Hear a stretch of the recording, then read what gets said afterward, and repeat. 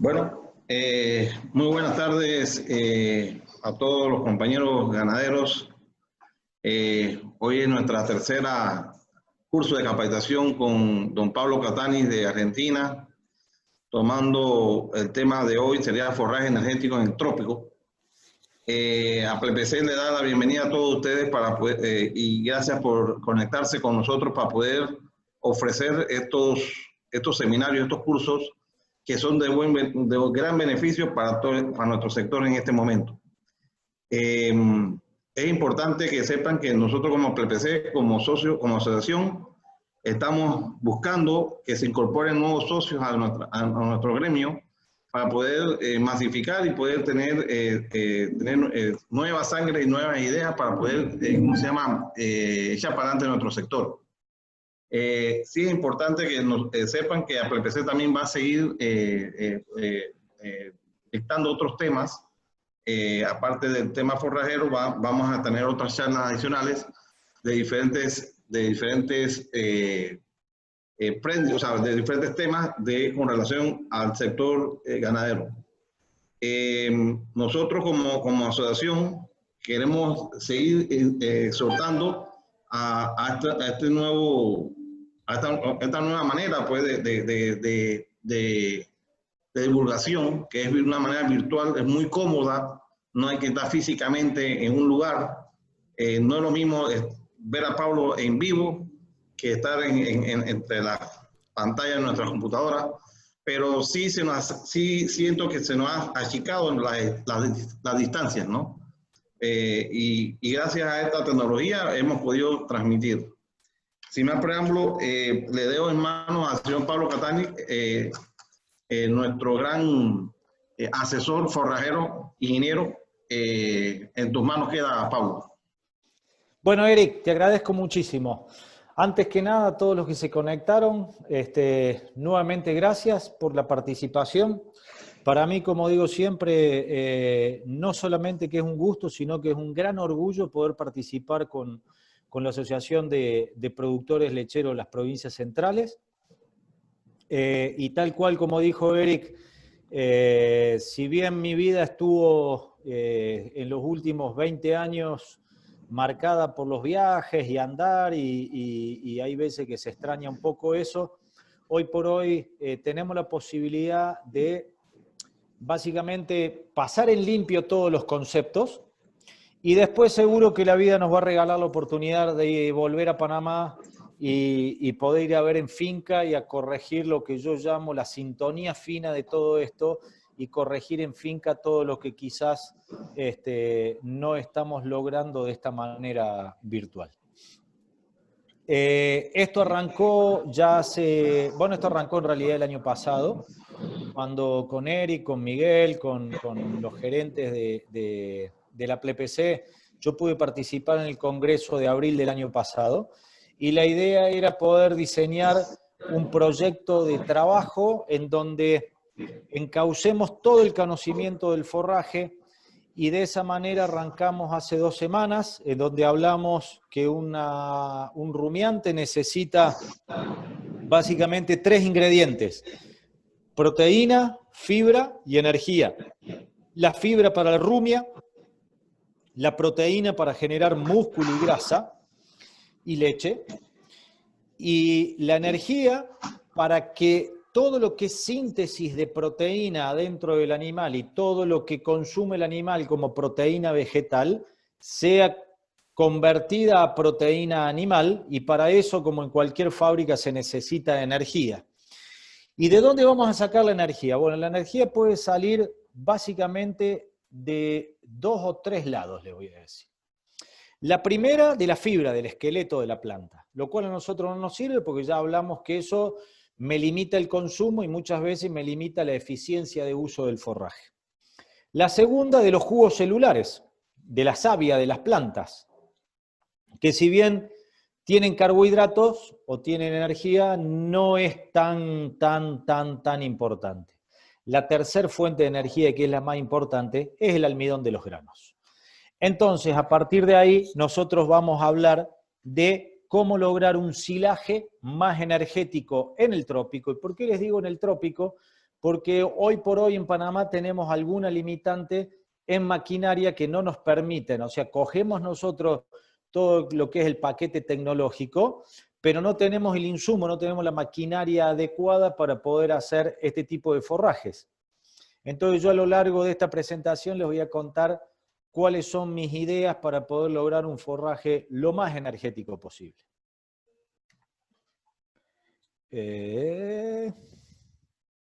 Ahora sí.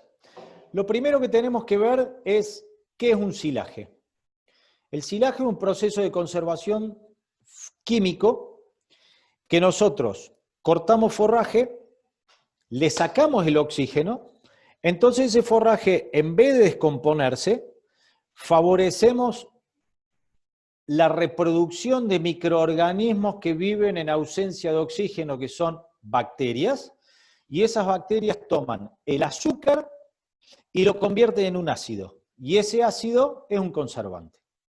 Algunos de ustedes a lo mejor habrá, no sé si tienen alguna colonia alemana por ahí, pero vieron que los alemanes comen salchicha con chucrut. ¿Qué es el chucrut? Es repollo cortado y prensado, le sacan el oxígeno y es por eso que se fermenta. O un encurtido. Por ahí cuando uno va a McDonald's y se come un pepinillo de esos en vinagre, bueno, la manera de conservar el pepino en vinagre tiene que ver con una especie de ensilado. ¿Y por qué le digo una especie de ensilado? Porque en realidad el vinagre es ácido acético y el ácido acético es un conservante, o sea que podemos decir que es más o menos ese tipo de conservación. ¿Sí? Pero para volver un poco atrás, acuérdense que nosotros hablábamos que el consumo de un alimento va a depender básicamente de la capacidad de ingestión de la vaca, de cómo se deja comer el alimento, la ingestibilidad, ¿se acuerdan que habíamos hablado de FDN, que me limita el consumo? Y después de lo que come el animal, cuánto queda dentro del animal y se va a destinar a leche y cuánto va a ir directamente a bosteo, a fecas, a eliminar por parte de nuestro rodeo. ¿Ok? Entonces, hoy por hoy, quien va a mandar la toma de decisiones es la digestibilidad. ¿Qué es lo que ofrece mayor digestibilidad? Y cuando hablamos de silaje energético, tiene que ver justamente con la energía. ¿Y quién me aporta la energía en los silos de maíz? El grano de maíz. Entonces, ustedes me dirán, pero Pablo, cuando yo voy a hacer silo de maíz y el maíz tiene grano, la planta no tiene muy buena digestibilidad. Estoy de acuerdo, porque vos nos dijiste la clase pasada que para que la planta tenga mucha digestibilidad tengo que cortar el ciclo antes de floración. Tiene razón. Ahora comparemos el fruto de una pastura y el fruto de una planta de maíz. El fruto de una planta de maíz, básicamente la mazorca, tiene muchísimo peso, muchísima energía comparado con cualquier otra pastura. Un panicum, no sé, un pangola, lo que ustedes quieran. Ese es el punto que nosotros tenemos que analizar. ¿Quién me está aportando digestibilidad? ¿Sí? ¿Y por qué quiero mucha digestibilidad? Por la curva que habíamos hablado en el primer día, que en el inicio de lactancia, que fue lo que nos dio el nombre de este famoso proyecto 65, en los primeros 60 días, 65 días de lactancia, si se quiere, el animal no puede comer mucho forraje porque tiene su rumen ocupado por su sistema reproductivo que recién acaba de parir. Entonces lo que estamos necesitando nosotros es un alimento muy concentrado en energía y nada más concentrado en energía que el grano de maíz, principalmente. Entonces, a lo que voy es que tenemos que hacer silo con buena cantidad de grano, con muy buena proporción de grano. ¿Está? Bien, les voy a hacer un poco de historia. Si yo me pongo a pensar en la década del 90, nosotros teníamos esta campana gaussiana. La gente decía, quien tiene silo, tiene leche. ¿Por qué? Porque no había nada mejor para poder continuar la base forrajera de una vaca de leche y tenerla estable, que un forraje que me aporte muchísima cantidad de biomasa, con buena energía y con una capacidad de cosecha rápida. Silo de maíz. En el año 2000 a partir del año 2000 ya se había incorporado los partidores de grano. Entonces teníamos productores que hacían silo de maíz con más grano y otros con menos grano, pero ya porque teníamos bastante partido de grano. A partir del año 2010 empezaron a venir diferentes tipos de partidores de grano y ahí nosotros podíamos elegir si íbamos a partir el grano solo una vez, si lo íbamos a partir a 5 milímetros, cómo lo íbamos a partir. Hoy por hoy, a partir del año 2020, ustedes ven que hay como una nube de puntos que son disparos, y eso es lo que yo llamo la bala de plata. Tenemos un tiro para hacer el mejor silo de maíz para mi finca. Y ahí es donde yo pregunto, ¿qué necesita mi vaca? ¿Necesita mucha energía? ¿O necesita más digestibilidad de fibra? Bueno, si necesita mucha energía, yo voy a salir a decidir en qué momento voy a hacer ese silo de maíz. ¿Cuál es el gran problema que tenemos en Panamá? El gran problema que tenemos en Panamá hoy por hoy, que básicamente no hay picadoras de maíz que tengan partidor de grano. Entonces, todas las picadoras de maíz, si yo decido picar el maíz demasiado tarde, tienen el grano entero y ese grano lo terminamos viendo en la bosta, en las heces. Si nosotros hacemos un análisis bromatológico, el laboratorio me va a decir que la energía está, pero esa energía no se expresa en la dieta. ¿Y por qué eso no se expresa en la dieta? Porque mi maquinaria no tiene un partidor de grano de maíz. Acá, lo primero que podríamos decir sería, bueno, señores, hasta que no incorporemos una máquina con un partidor de grano de maíz, no vamos a avanzar. Pero eso sería fácil, hablar de esa manera. Lo que tenemos que ver nosotros, y yo les quiero explicar cómo debería ser un buen silo de maíz, y después al final de esta presentación les voy a decir cómo vamos a hacer en Panamá el silo de maíz y con qué lo vamos a combinar para poder aprovechar al máximo esta energía que nosotros estamos buscando. ¿Sí? ¿Qué me da calidad en el silo de maíz? Lo primero que me va a dar calidad, y como me voy a dedicar la próxima hora a demostrarles, es el grano y el grano partido. Después tener una longitud de corte que sea adecuada y que sea consistente, que no haya pedazos de marlo, tusa. Ayúdame, Eric, ¿cómo le decimos al marlo la parte de adentro del choclo, de la espiga? ¿Tusa, marlo? La tusa. La tusa, ok, bien. Y después, como yo le decía, una longitud de largo consistente. ¿Sí? Si nosotros vemos todos los análisis más un buen costo productivo, eso es lo que me va a determinar la calidad de silo de maíz, acompañado también por una excelente materia seca, una buena densidad de silaje y después, como vieron ustedes, longitud de corte y partido de grano. Muchas veces yo hablo con productores y me dicen a mí, lo que pasa, el silo de maíz es caro. Y yo digo, ¿cómo puede ser caro decirme que el silo de maíz es costoso si después vos salís a comprar grano por fuera? El principal problema que tenemos con el costo del silo de maíz como primera medida es el bajo nivel de materia seca. Trabajamos con silo de maíz de muy baja materia seca. Después tenemos baja producción de grano, que está adherido a la baja producción de materia seca, porque cuando el maíz va madurando, ahí es donde nosotros tenemos una excelente cantidad de materia seca. Y después muchas veces sabemos que hacemos silo de maíz, pero le estamos pidiendo un alto contenido proteico. Y eso es como querer comparar chancho con manzana, porque, pero ¿cuánta proteína tiene el silo de maíz? No me interesa cuánta proteína tiene un silo de maíz, porque yo lo que estoy buscando en el silo de maíz es energía. Ah, es que yo necesitaba proteína. Se equivocó mi amigo, por eso es que cuando falta una estrategia o falta conocimiento o falta una planificación en el uso de ese recurso forrajero, es que por ahí nos está faltando lo que nosotros le estamos pidiendo al sistema. Ahora yo les voy a pedir, por favor, que se concentren todos. Les voy a contar algo que es sumamente aburrido, que es cómo fermenta un silo de maíz. ¿Sí? Hay alguien que me dice que no alcanza a ver la pantalla mía. Yo no sé si alguien nos puede avisar por el chat que se esté viendo bien, porque un señor Kelvin acá me mandó un mensaje que no ve mucho la pantalla, es para que nadie se pierda nada. Pero teóricamente estamos en orden, Eric, ¿no es cierto? Sí, así es. Se ve bien. Ok, adelante entonces. ¿Qué pasa con el silo de maíz? Con el silo de maíz yo el primer día Como está haciendo mi amigo Miguel Villarreal hoy, está picando maíz. ¿Qué pasa? Yo pico maíz y el oxígeno de la atmósfera se combina con el azúcar del silo, con los hidratos de carbono, y me generan como primera medida dióxido de carbono. Esto más allá de que si es contaminante, no es contaminante, no nos vamos a meter en ese tema, este dióxido de carbono se va a la atmósfera.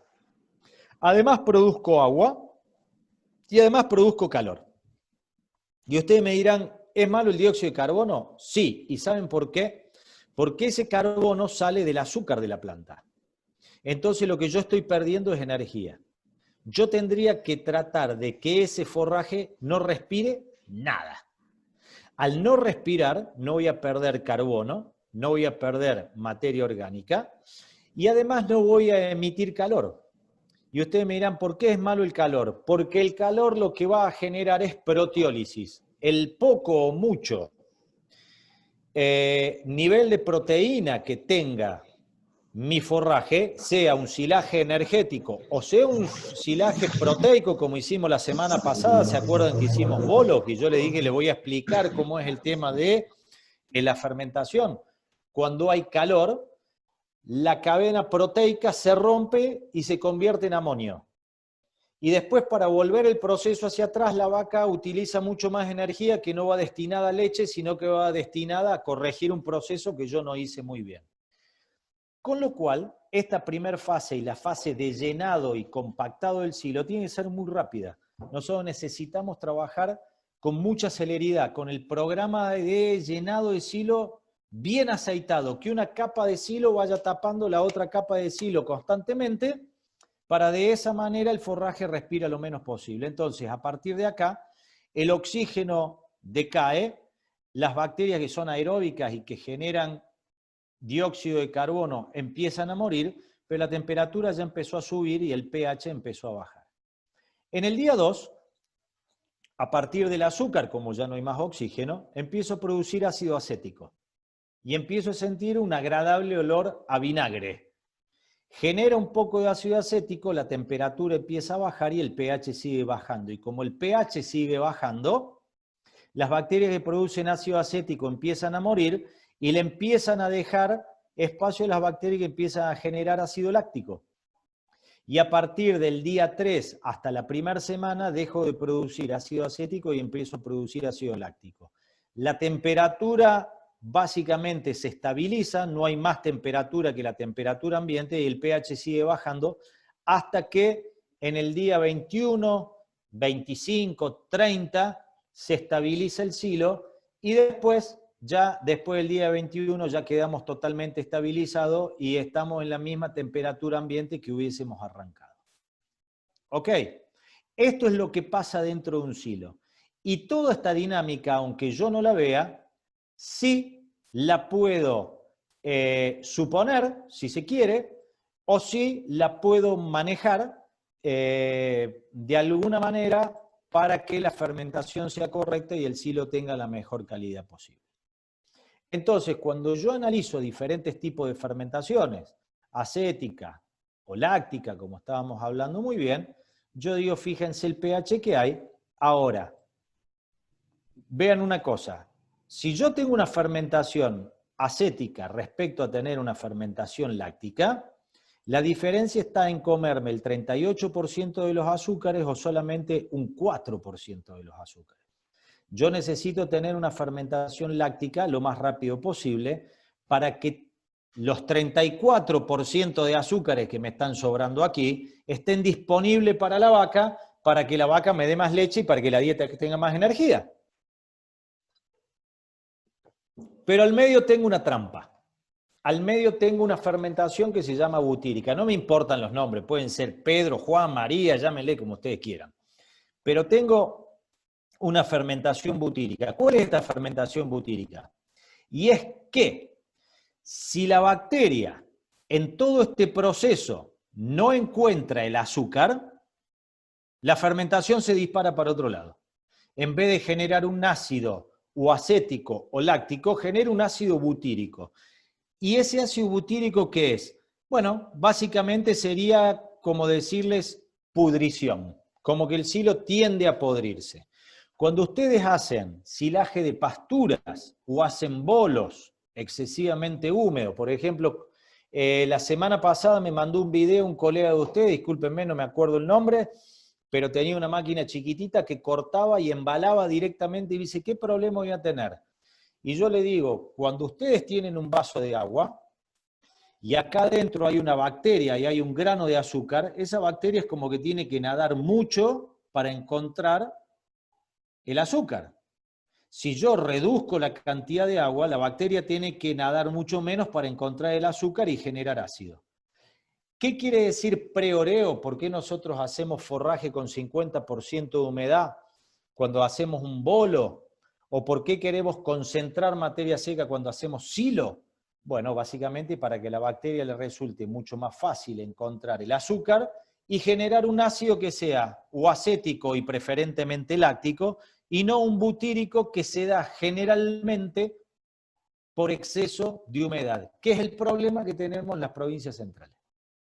Hoy está cayendo un palazo de agua allá. El problema que están teniendo ustedes es que mañana van a tener muy baja materia seca en el maíz. Entonces probablemente se les complique en la fermentación. ¿Cómo puedo solucionar este problema? Bueno, agregando lactobacillus. ¿Qué es lactobacillus? Es una bacteria. Una bacteria que puede ser homofermentativa o heterofermentativa, o sea, que produzca solamente ácido láctico o puede producir ácido láctico más acético.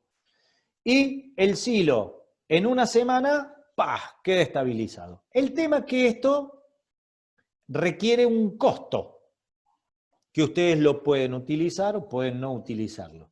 Ahora, yo siempre le digo que hay tecnología de proceso y tecnología de insumos.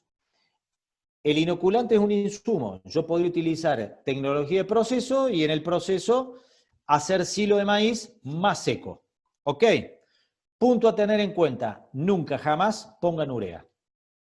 Si ustedes quieren elevar el contenido proteico de un silaje, agreguen urea después, pero no pongan urea dentro del silo porque lo único que va a hacer es no permitir que baje el pH, y si tienen exceso de humedad más urea van a tener netamente una fermentación butírica. El problema es que el ácido butírico me va a generar muchas cosas. Falta de consumo, probablemente aborto, baja del nivel de inmunología de los animales, problema de la aminitis, etcétera, etcétera, etcétera, etcétera, hasta el punto de que haya ácido butírico en leche y la maduración de quesos no sea la correcta, o que ustedes el día de mañana manden a planta leche, le hagan una lectura de butírico y como se puede considerar contaminante, la rechacen la leche. El otro punto a tener en cuenta es qué variedad de maíz voy a plantar. Y acá hay dos cuestiones, una cuestión física y una cuestión química. Respecto de lo químico y respecto de lo físico, siempre es mejor un maíz dentado que un maíz flint. Y muchas veces me dicen, sí, pero lo mejor el dorado duro rinde un poquito más, pero más difícil de partir. Si tienen partidor de grano, apunten a un maíz dentado. Si no, ya les voy a tirar en las últimas 2 diapositivas de esta charla, yo les voy a tirar la solución para hacer un silaje energético en Panamá. Miren, cuando yo comparo un dentado versus un colorado duro, lo que nosotros tenemos que tratar de evitar es la vitrosidad. Vitrosidad es una característica que tiene el almidón que no permite tener mucha degradación en el rumen. Entonces, si yo veo el maíz dentado de promedio, tiene una vitrosidad de 51, un flint de 71. Voy a tener mayor degradación efectiva de almidón en el rumen de un maíz dentado respecto de un flint. Casi un 40% más. Casi un 20% más, un poco menos, un 16, 17% más. Ese es un punto a tener en cuenta. La otra cuestión es la porción del endosperma vítreo según el estadio. En pastoso, en media línea de leche o en madurez fisiológica, ¿sí?, siempre va a tener mayor endosperma vítreo, que no es una característica aceptable en el colorado duro respecto del dentado, ¿sí? Y también, cuando analizamos material fresco versus ensilado, siempre tiene mejor degradabilidad en rumen el maíz dentado que el flint. En definitiva, hagamos maíz dentado, ¿sí?, versus maíz flint, siempre elijamos el maíz dentado, que siempre va a tener, tanto en materia seca como en almidón, mejor degradabilidad en rumen un maíz dentado. Ahora, ¿cuál es el número de la suerte cuando yo voy a hacer un silo de maíz? ¿Se acuerdan? Ahora voy a tirar una pregunta yo al chat, si te parece, Eric, que me digan cuál era el número de la suerte cuando hacíamos bolo. ¿Se acuerdan la conferencia pasada, la reunión pasada que decíamos, a ver, ¿cuál es el número de la suerte que me indique materia seca, estiramiento, superposición de film y todo? ¿Se acuerdan cuál era? Que alguien me tire un número en el chat, que alguien me escriba un número. Nadie. Ya tenemos. Muy bien, ya. Ernesto. Vamos, Ernesto Varilla, 50. Bien, a PLPC, 50. Saludos. Bien, quedó algo. Saludo a todos ustedes. Muchas gracias. El número de la suerte acá es 35. El porcentaje de materia seca mínimo que tiene que tener una planta de maíz para hacer silo de maíz es 35. ¿Por qué? Fíjense, esta es el maíz, y ustedes me dirán, lo que pasa acá está demasiado maduro para lo que están acostumbrados ustedes, muchachos. Fíjense cómo va madurando el maíz. Este es endosperma sólido y esto es endosperma líquido. Fíjense cómo va decayendo en la medida que va pasando el tiempo, hasta que llegamos casi a solamente llegamos a un cuarto de línea de leche, un tercio de línea de leche, y después el resto todo endosperma sólido. Eso quiere decir que acá vamos a tener mucha energía y acá vamos a tener mucha agua. Entonces, acá vamos a tener mayor concentración de materia seca y esa materia seca va a ser almidón. ¿Y por qué yo les digo que el número de la suerte es el 35? Porque cuando yo trabajo por debajo del 30, voy a tener pérdida de efluentes. Y eso es lo que llamamos muchas veces es que el silo llora, que el silo orina, o lo que ustedes le quieran decir. Pónganle el número que quieran, el nombre que quieran, pero es esto.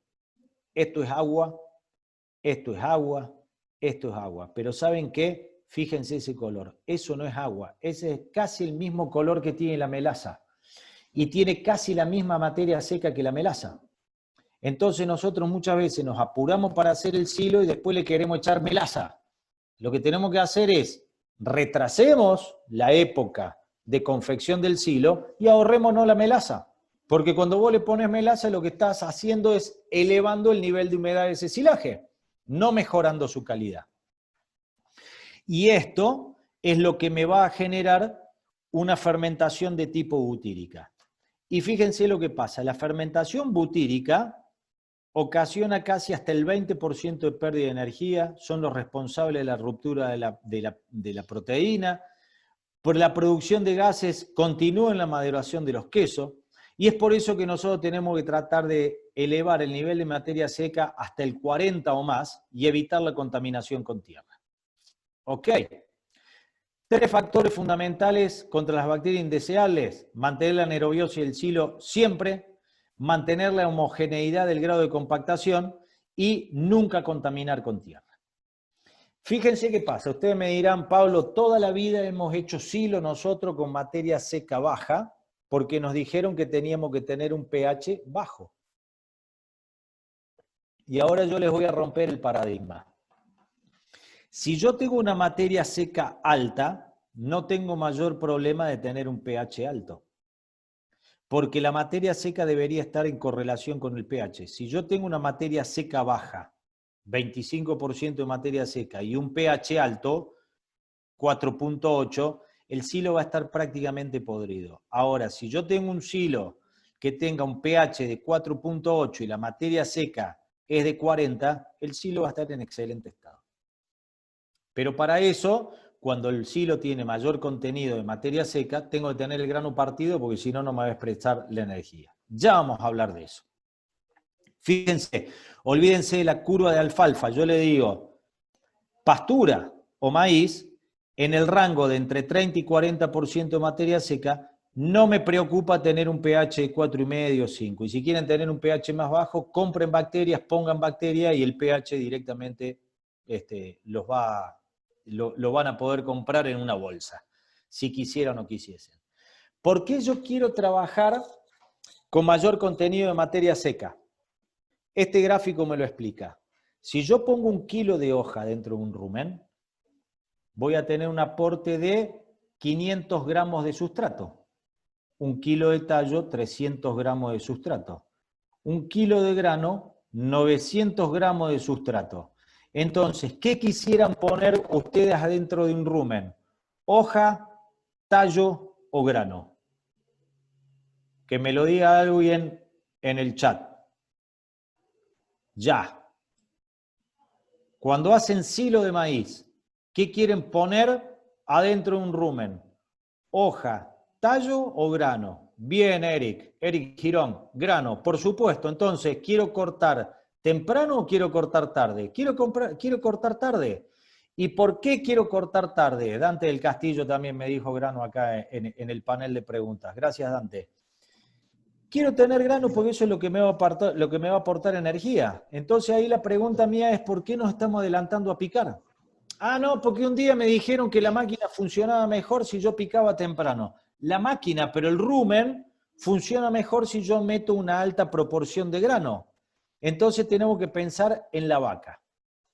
Por esta razón, lo que hice fue en el 2015, en el año 2015, hice un ensayo con otros colaboradores y empezamos a ver contenido de materia seca de la planta y lo que hicimos fue ver contenido de materia seca de la planta entera, contenido de materia seca del grano o de la espiga y contenido de materia seca de la planta sola, ¿sí? De la parte vegetativa. Y a partir del contenido de materia seca, sacamos, con análisis diferenciado, cuál era la FDA para sacar digestibilidad. Y ahí vimos que la planta era la que mayor cantidad de fibra tenía y el grano era la que menor contenido de fibra tenía. O sea que en la medida que iba pasando el tiempo, como teníamos mayor aporte de almidón, el contenido de FDA de la planta bajaba y el contenido de digestibilidad y por lo tanto de energía de la planta subía. Y ustedes me dirán, pero Pablo, la clase pasada me dijiste otra cosa, porque me dijiste que cuando la planta se ponía más vieja, la planta bajaba la digestibilidad. Eso era la pastura. ¿Y saben por qué? Porque la pastura produce muy poco grano y acá nosotros lo que estamos haciendo intervenir es el almidón del grano. Cuando nosotros hablamos de maíz, cuanto más almidón tiene el grano, mayor digestibilidad tiene. Y fíjense, tan es así que cuando yo paso del 30 al 40% de materia seca, estoy pasando del 71 al 86% de almidón, 15 puntos más de almidón. Esto quiere decir que con un cultivo más viejo, por decirlo de alguna manera, voy a tener mayor cantidad de energía. Es por eso que siempre me conviene picar pasado. Y ustedes me dirán, el problema que tengo yo es que cuando pico pasado no puedo partir el grano. Ok, ya te lo voy a solucionar, no te hagas ningún problema. Lo que sí yo los quiero convencer a ustedes con números. La diferencia entre hacer un silo pasado a hacer un silo temprano son 0,2 megacalorías. Y 0,2 megacalorías son 2 litros de leche por vaca y por día. Porque paso de 1,5 energía neta de lactancia a 1,4 energía neta de lactancia. Entonces lo que tienen que tener ustedes en cuenta es que los que le van a dar leche es el almidón del grano. ¿Queda claro esta parte, Erika? Ayúdame para ver si vamos bien. Sí, Pablo, sí, correcto. Ok, seguimos adelante. El otro punto a tener en cuenta es cómo costeo yo esto. Y estos son precios de la Cámara Argentina de Contratistas de Forraje, que ellos cobran, por un lado, precio base de la hectárea, yo le puse un valor relativo de 100, no quiere decir que sean $100, es un valor relativo de 100, ¿sí? Para que sea comparativo. Y después hay adicional por tonelada y adicional por partido de grano, etcétera, etcétera, etcétera. Lo que sí yo voy a sacar, precio total por tonelada de materia verde, cuanto más me rinda el cultivo, más barato me va a salir esto. Y eso es lo que nosotros queremos impulsar a través de APLEPC, es una manera de cobro de silaje de maíz que el usuario de la maquinaria o que el dueño de la maquinaria gane más dinero y que el productor le salga cada día más barato. Pero yo puse, por ejemplo, acá por 35 toneladas de materia verde por hectárea, me da un valor referencial de 6.8. Ahora, una cosa es un valor de 6.8 con 30% de materia seca, lo cual el precio relativo del kilo de materia seca me sale 0.22, o de llegar a 0.40 o 0.45 porcentaje de materia seca, donde se me derrumba un 25% el costo. Ese es otro concepto a tener en cuenta. Cuanto más materia seca tengo y cuanto más almidón tengo, más me baja el costo del kilo de materia seca. ¿Cuál es una manera de concentrar materia seca? Pablo, ¿Hubo alguna pregunta? Sí, o sea, Pablo, en pocas palabras, lo que tú quieres decir es que tenemos entonces, podemos tener, con la misma cantidad de forraje, comen más vacas. Total. ¿No? Totalmente. Entonces, si tenemos un silo muy fresco o muy húmedo, con menos porcentaje de materia seca, entonces comen menos vacas. Y se nutren menos. Y se nutre menos. Entonces acá es al revés. O sea, acá sería, dejo pasar un poco el ciclo de maíz, tengo que quedarlo más duro, voy a obtener, con el mismo volumen de animal, con el mismo volumen de forraje, voy a poder darle alimentación a más animales y voy a poder nutrir mejor. Sí. Y te voy a decir más, Eric. Vas a poner más kilos de alimento de materia seca en el mismo mixer. Y con menos kilos que yo estoy moviendo, van a comer más animales. O sea que la ganancia es siempre exponencial. El problema en Panamá, que no son todas las personas que tienen un equipo que tienen para grano partido. Eso es lo difícil. No sea problema que eso se lo soluciona. Eso me acuerdo una noche que estábamos tomando con vos y un colega de Costa Rica, una balboa por ahí, allá para el año pasado. Me acuerdo que ahí le buscamos la vuelta y quédate tranquilo que ahí lo tenemos graficado y ya se los muestro al final de la charla. Para seguir concentrando materia seca, lo que tenemos que hacer es cortar alto, por encima de la inserción de la primera hoja. ¿Y saben por qué? Porque en la parte de la base hay, como primera medida, más tierra. Eso genera ácido butírico. Hay, por otra parte, más agua, porque el agua por gravedad está acá abajo. O sea que la materia seca está en la parte de arriba. Por más que ustedes me dirán, la parte de abajo está seca y la de arriba está verde. Sí, pero que la que contiene más agua es la parte de abajo. Y además acá hay sodio y potasio que es bueno para el suelo, pero la vaca no lo necesita. Entonces yo le diría, cortemos alto. ¿Ok? Y fíjense, cuando yo empiezo a jugar con un cuchillo y le empiezo a pegar a la planta, hay un punto donde me dice el cuchillo se clava fácilmente. ¡Chac! Y ahí es donde ya la planta tiene menos fibra. Ahí es donde me indica el lugar donde yo tendría que cortar. Y fíjense, en 11 estudios se vieron que cuando yo corto de 17 centímetros a 48 centímetros, tengo un 10% menos de FDA, o sea que voy a tener mucho más consumo. Voy a tener menos FDN, o sea que voy a tener más digestibilidad. Voy a producir menos volumen de forraje, pero voy a tener más alimento. O sea que eso me da ventaja, porque con menos carreta voy a tener más alimento. Y voy a concentrar materia seca, voy a tener más proteína, voy a tener más almidón, voy a tener mayor digestibilidad y voy a tener mayor energía. O sea que siempre conviene cortar por encima de la inserción de la primera hoja. ¿Había una pregunta por acá? No, no era pregunta, era solamente saludos. Bien, el otro punto a tener en cuenta, tamaño de picado. Yo quiero picar con un largo consistente de 1,5 centímetros, sin importarme que un 10% de las partículas excedan la pulgada, o sea, que tengan 1 pulgada. Lo que yo nunca voy a querer es que tengan más de 4 pulgadas, porque si tiene más de 4 pulgadas ya el animal lo va a empezar a descartar en el comedero y ojalá podamos hacer algún día otro taller de esto, de comedero. Y si no, fíjense, hoy acabo de subir en Instagram, en el Instagram mío, Pablo Catani, un video sobre correcta lectura de comederos. Pero va a ser otra cosa, ¿sí?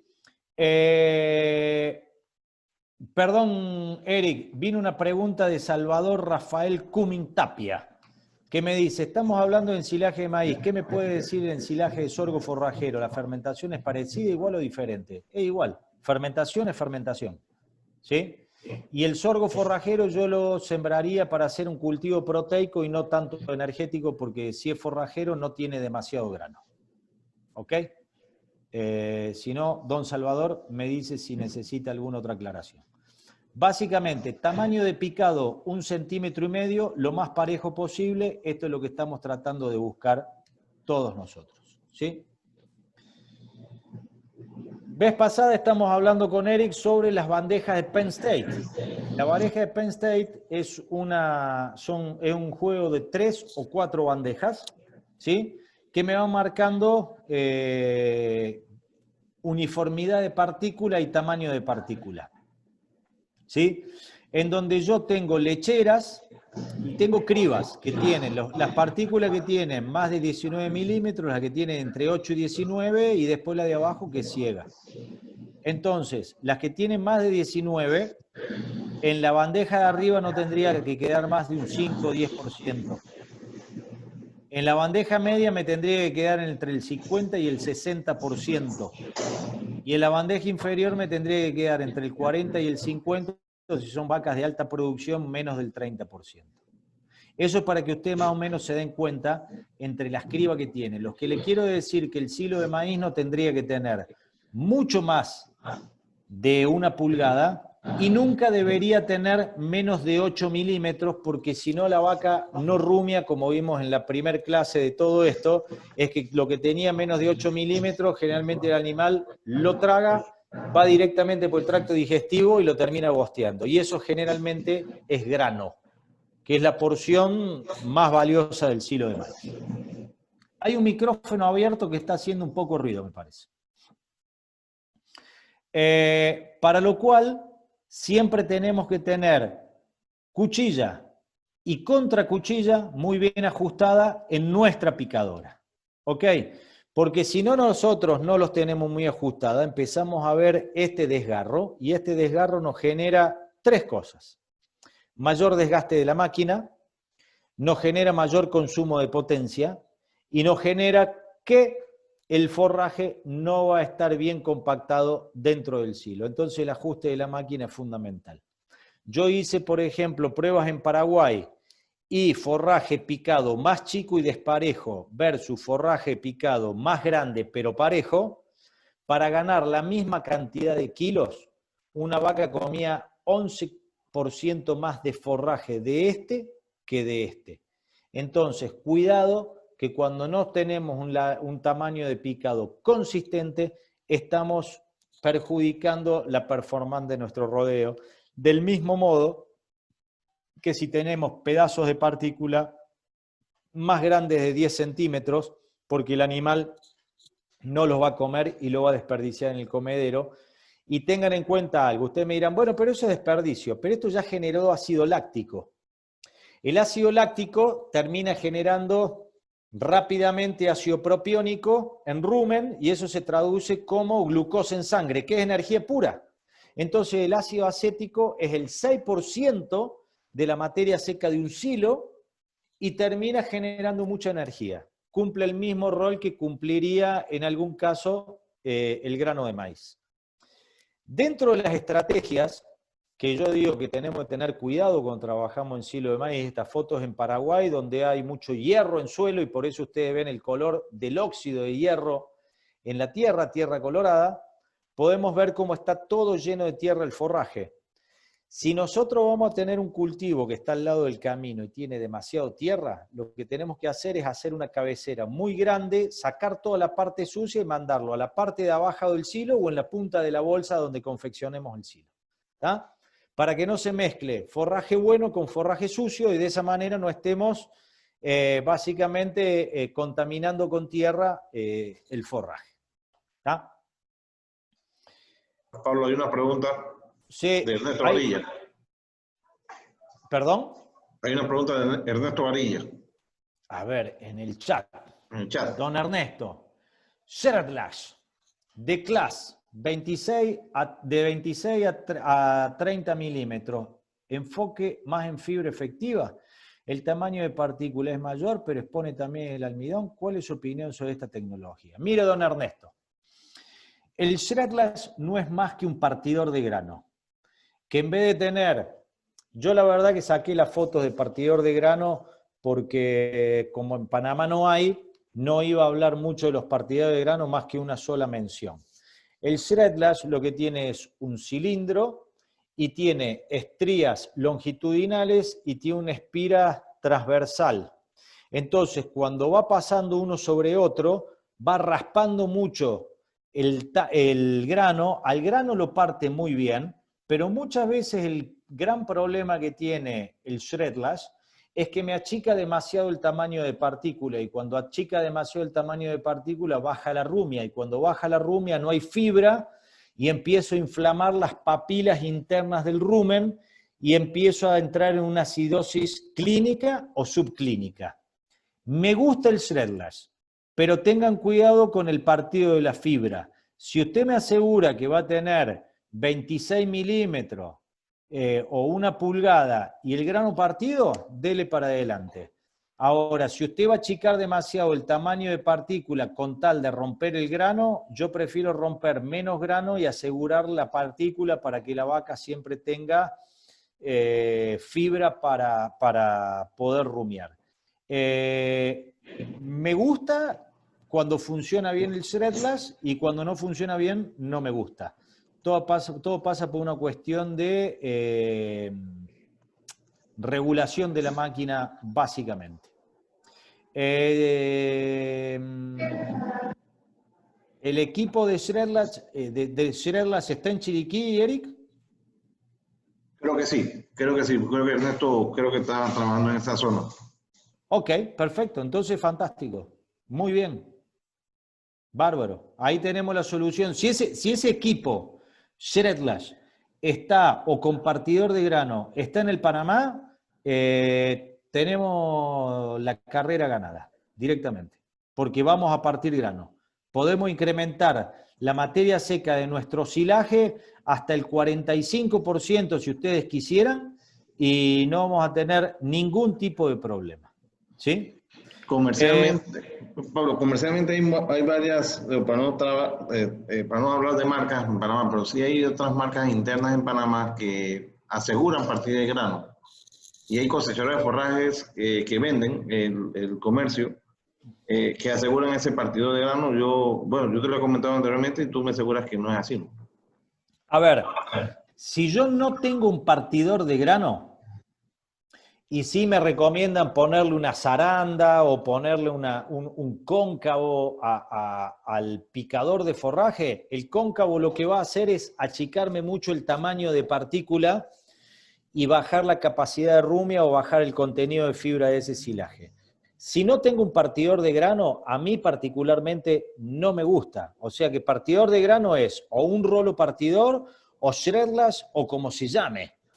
Pero tiene que ser un partidor de grano. Si me dicen que le ponen una zaranda o que viene una placa que le pega y parte el grano, no me sirve porque va a haber mucho grano que va a pasar de golpe. ¿Sí? Pregunta, ¿es propicio el corte a 2 centímetros? Es lo que generalmente viene engradado a corte las picadoras a motor. Depende, yo si puedo bajar a 1,5 centímetros o hay veces que puedo aumentar a 2,5 centímetros. No es porque las máquinas vengan graduadas, don Luis Enrique. Hay que regularla la máquina tiene que venir con regulación. Don Salvador Cummins me dice, ¿en el corte de ensilaje de sorgo es igual a 7 centímetros o más chico? ¿Debo calibrar la cortadora? Calíbrelo, don Salvador, porque a 7 centímetros se le va a complicar mucho la compactación y probablemente esté perdiendo mucha calidad al respecto. ¿Sí? Ok. Seguimos para adelante si no hay más preguntas. Estos son los partidores de grano. Y ustedes pueden tener partidor de grano convencional, pueden tener partidor de grano que se llama Kernel Star, o pueden tener el Shredless. Son los diferentes tipos de partidores de grano. Todos estos partidores de grano andan bien. Generalmente en sorgo son más dificultosos. En maíz todos los partidores de grano andan bien y partir un grano de maíz es realmente sencillo cuando tengo partidor de grano. Imagínense que si ustedes van a comparar una placa con una criba versus un molino, evidentemente el molino siempre va a tener muchísimo más efectividad. A lo que apunta hoy el mercado es un picado de maíz con un grano que prácticamente no se identifica porque está muy bien partido, pero fíjense, no un maíz todo desgarrado, una fibra toda rota, sino con un largo determinado y parejo para favorecer la calidad del forraje que yo voy a estar trabajando. ¿Y eso por qué? Porque la fibra tiene que seguir siendo efectiva y yo quiero un partidor de grano porque en realidad lo que me pide el mercado es que todas, o por lo menos el 80%, el 70% sería el óptimo, el 50% aceptable de las partículas de grano tengan medio centímetro. Nosotros hay veces que le pegamos un golpe o alguna cosa por el estilo. El ideal para que trabaje bien es que óptimo el 70%, aceptable el 50%, no que el 50% de los granos estén partidos. Todos los granos tienen que estar partidos. El 50% de los granos por lo menos tiene que tener medio centímetro, o sea, 5 milímetros. Independientemente del tamaño de partícula que yo elija, el grano tiene que estar muy bien partido. Ese es un punto a tener en cuenta. El otro punto a tener en cuenta es la compactación. ¿De qué depende la compactación? Del peso del tractor, de la capa o la distribución del forraje que yo le dé, el tiempo de compactado y la materia seca como un decimal. Pero básicamente les digo, el peso del tractor dividido 270 me da la cantidad de toneladas hora que puede compactar ese tractor. Si yo tengo un tractor de 13.000 kilos, me va a compactar 50 toneladas hora. Si mi máquina me entrega 100 toneladas hora porque me pica 4 hectáreas a la hora, voy a necesitar 2 tractores de estos. Entonces, muchas veces no es lo que necesitamos, no es una picadora más grande, sino un sistema de compactación más eficiente. Y la manera correcta de compactar es botar el forraje en la punta del silo y después ir desparramando capas lo más fino posible. Preferentemente de entre 10 y 15 centímetros. Y el otro punto a tener en cuenta es no hacer más este tipo de silos aéreos, de silo bunker o de silo torta, como le quieran llamar, donde yo estoy pisando al costado también, sino viéndolo en un corte transversal, hacer un silo en el cual yo haya determinado la altura y a partir de ahí voy creciendo hacia adelante y a ese silo no lo piso de costado, lo piso solamente de atrás, perdón, lo piso solamente de arriba para que todo el peso del tractor se traslade directamente al silo, porque cuando el tractor está de costado, está solamente poniendo la mitad de su peso sobre el silo, pero cuando el tractor está realmente paralelo al silo, está poniendo todo su peso sobre el silo y de esa manera es mucho más eficiente. Entonces, tratar de ir subiendo capas finas para que sea fácil de compactar, ir creciendo hacia adelante para tener más peso útil, menos costo de combustible y menos tiempo de compactación. ¿Por qué? Porque estoy mucho más tiempo encima del silo. La otra gran ventaja en Panamá Por ejemplo, hoy que Miguel estaba haciendo silo y le cayó un palazo de agua, es que yo puedo ir, en la medida que voy creciendo hacia adelante, ya voy tapando mi silo y voy impidiendo que todo ese forraje se lave y que los ácidos realmente queden concentrados, porque eso van a ser la fuente de energía que voy a tener yo el día de mañana. A ver, tengo Pablo, 7 preguntas. Sí. Pablo, en el caso de lo que hacen, aquí en Panamá se estila mucho el Silo Express. Está ¿Qué muy bien. comentario, El qué silo, comentario sí, tiene? el silo bolsa funciona perfecto y es bárbaro. Y querés que te diga una cosa, Eric, por los volúmenes que manejamos en Panamá y por la climatología que tenemos, me parece fantástico. ¿Sí? Hay un par de preguntas, Pablo. Sí, acá me decía Salvador Cummins, me decía, hablas de torte, pero ¿qué te parece el silo empacado en chorizo de plástico? Perfecto. Y no me complico mucho la vida. De hecho, soy tan fanático del silo en bolsa como decirle que lo ingresé a la Argentina en el año 94, hice el primer silo bolsa y a partir de ahí explotó en la Argentina y las fabricaciones sí, tuve la suerte de ser uno de los primeros tipos que trajo el silo bolsa a la Argentina. Me gusta y me parece una herramienta maravillosa. Sobre todo también por una cuestión de volumen. En el chat creo que había algo más. Eliezer Escobar. ¿Perdón? Eliezer Escobar. Eliezer Escobar, sí. ¿No hay mayor pérdida de ensilaje de esa manera en la parte de los costados por no ser compactada? Mire, Eliezer, no hay. ¿Por qué? Porque en el costado, por más que usted lo pise de costado, no le va a estar metiendo presión. Si yo le voy metiendo presión uno sobre otro, en realidad no tendría por qué entrarle de costado. Imagínese usted cuando usted hace un bolo, que el forraje no se compacta de costado, sino que se compacta solamente de arriba, y usted ve que no le puede meter ni el dedo por el costado. ¿Por qué? Porque fue bien compactado desde arriba.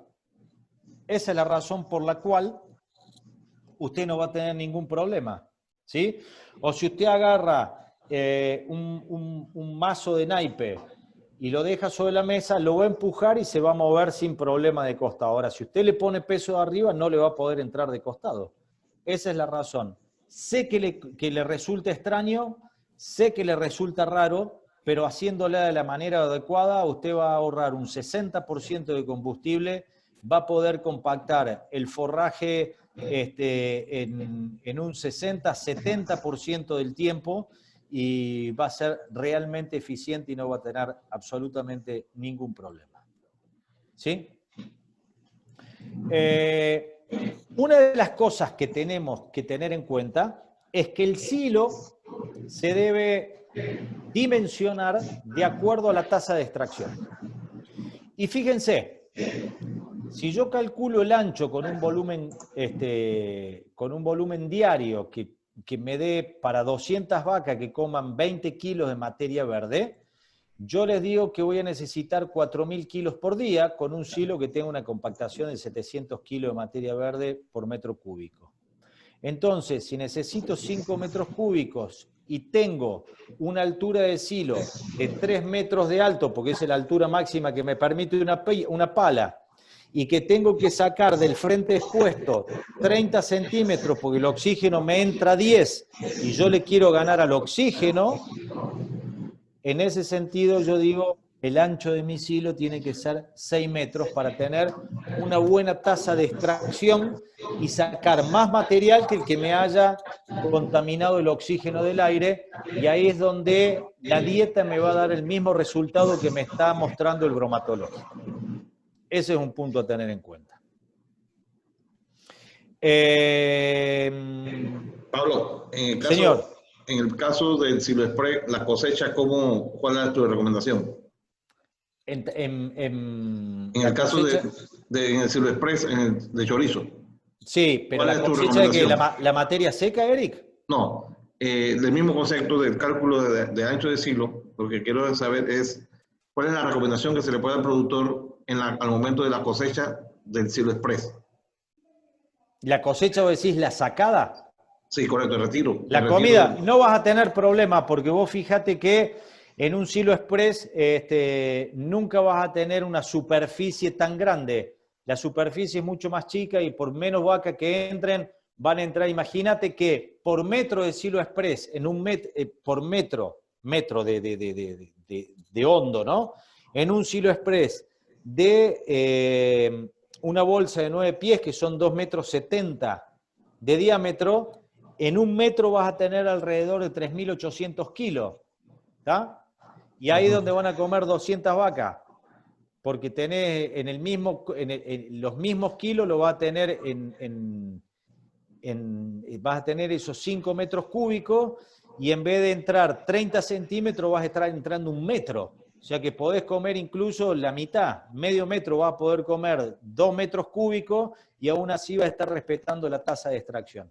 Una de las grandes ventajas que tiene el silo express es que es mucho más eficiente a la hora de sacar el alimento porque no me ingrasa tanto el oxígeno. Yo lo he recomendado al silo express, sobre todo para silajes de menos de 20, 25 hectáreas o para consumos de vaca, un bajo consumo. ¿Ok? Perfecto. Aquí, Pablo, los volúmenes acá son bastante pequeños, más o menos estamos hablando de ese volumen. Veo productores que hacen de 5, 10, 20, ahí es muy raro un productor que haga 100 hectáreas. Por eso. Pero sí los hay aquí en Panamá, pero pocos. Está bien, pero por eso estamos muy bien, como me dice don Salvador Cummins, me dice, ¿qué te parece el silo empacado en chorizo de plástico? Me parece perfecto, me parece bárbaro. Después a ver, me voy a guardar un par de diapositivas sobre silo express para cuando hagamos el panel de preguntas, Eric, ahí podemos hablar un poco más en detalle de todo este cuento. Vale. Ok. Seguimos adelante. Tapado el silo, yo le diría que lo tapemos dentro de las 24 horas después de hecho, ¿sí? Y tapar siempre con una buena superposición entre manta y manta para que no se les ponga agua y no tener ese tipo de cosas, sobre todo porque cuando corre agua se lavan mucho los ácidos del silo y se incrementa el deterioro de ese silo. Y después, ¿por qué taparlos? Tápenlo porque en el metro superior se encuentra generalmente entre un 25 y un 30% del total del silo que nosotros tenemos. Entonces usted me dice, perdí solamente un poquito la parte de arriba. Bueno, pero es mucho silo el que están perdiendo ustedes. ¿Está?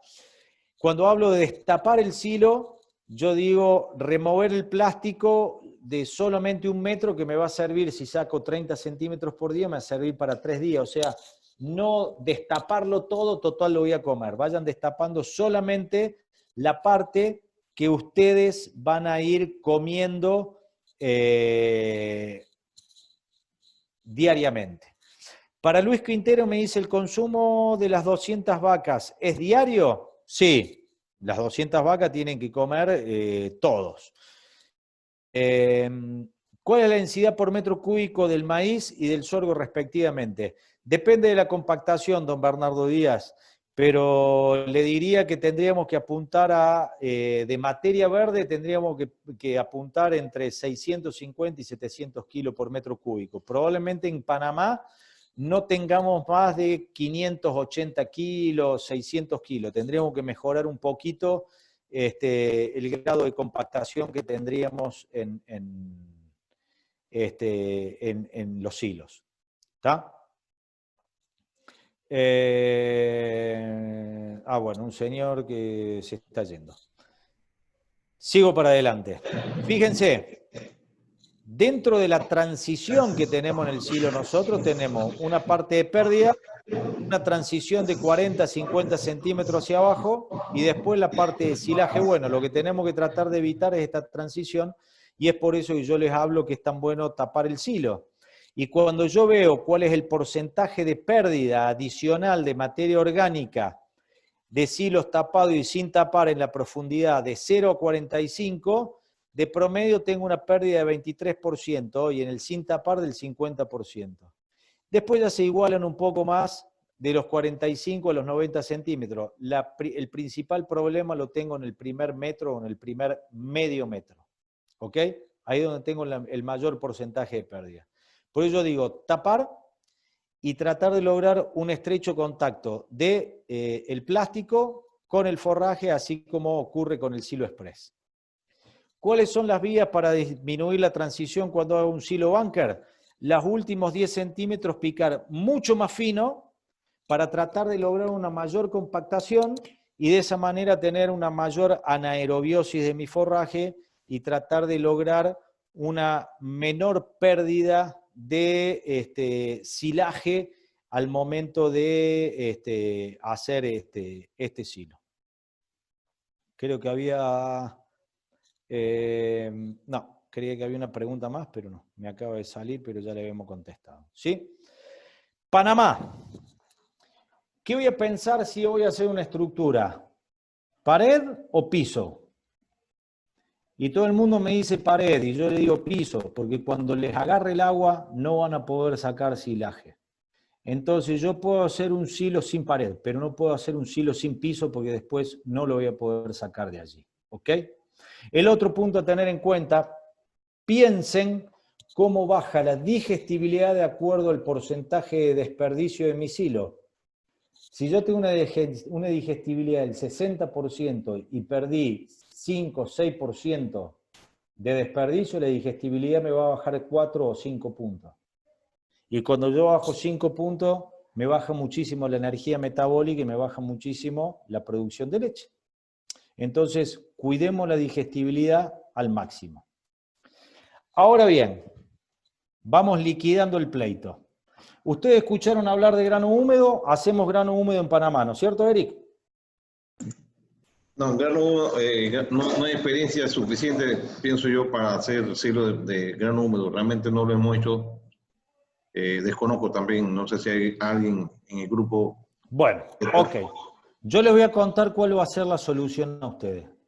Si ustedes hoy por hoy no tienen la posibilidad de contar con una máquina que tenga un partidor de grano o que tenga shredlash, o si esa máquina no llega a abarcar todos los socios que ustedes tengan, ¿sí? Ustedes pueden hacer grano húmedo. ¿Cómo se hace el grano húmedo? Fíjense, yo tengo un grano y dentro del grano hay un gránulo de almidón. En la medida que este gránulo de almidón va madurando, se va llenando o se va recubriendo de una cubierta proteica, que generalmente, cuando yo voy a partir este grano y lo voy a meter adentro de un rumen, yo lo que quiero es que venga una bacteria que agarre el almidón y lo digiera. Pero antes de venir esta bacteria, tiene que venir otra. No una aminolítica, sino una proteolítica, para que me elimine la cubierta proteica y venga esta bacteria aquí. Cuando el forraje, cuando el grano, no el forraje, cuando el grano aún tiene entre un 25 y un 30% de humedad, esta cubierta proteica aún no se alcanzó a llenar, por lo cual este grano tiene mayor digestibilidad. El grano no está seco, está un poquito húmedo, tiene madurez fisiológica, pero todavía tiene exceso de humedad para la cosecha seca. La cosecha húmeda tiene una ventaja, que este forraje va a tener un 10% más de digestibilidad en el rumen, que lo voy a poder cosechar sucio, total va para forraje, y que el costo de la cosecha no va a ser tan grande porque no tengo tanta competencia por una cosechadora de grano. ¿Ok? Permítame, ¿tengo alguna pregunta más? No, bueno, ya está respondida. Porque no quería que quede nada colgado. Y ustedes me dirán, ¿por qué me venís con el grano húmedo? Bien, este grano húmedo tiene un alto grado de degradabilidad, con lo cual en la bolsa, que puede ser la misma bolsa que yo utilizo en el silo express, la misma máquina que le utilizo en el silo express, pero en vez de tirar el forraje adentro del sinfín que lo va metiendo hacia adentro, tiro el forraje en una tolva y esa tolva tiene un partidor de grano que parte el grano y después va al sinfín. Entonces, ¿qué hago? Echo grano húmedo aquí, arriba de la tolva, tengo 2 quebradoras. Yo no sé si ustedes tienen Richiger o tienen Martínez y Stanek, las dos son marcas argentinas, ¿sí? Y yo lo que hago es, cuando inicio la bolsa de grano húmedo, no le pongo presión para que no se sobreinfle. Empiezo a hacer grano húmedo y después voy haciendo la bolsa normalmente como si fuese una bolsa de forraje. Ustedes ven el efecto que hace así, que hace como bubones esto. Esto es porque este señor que estaba trabajando acá, lo que hacía era, llenaba de grano, vaciaba la tolva, y cuando vaciaba la tolva tenía menos caudal, con lo cual entraba menos forraje. Después volvía a llenar la tolva, tenía más forraje, vaciaba la tolva, volvía a llenar, volvía a vaciar. Y acá donde tengo menos presión, de noche, el forraje durante el día había evapotranspirado humedad y de noche condensaba y volvía a llover, con lo cual tenía formación de hongos. Si yo trabajo siempre a tolva llena, no voy a tener ese defecto, voy a tener una muy buena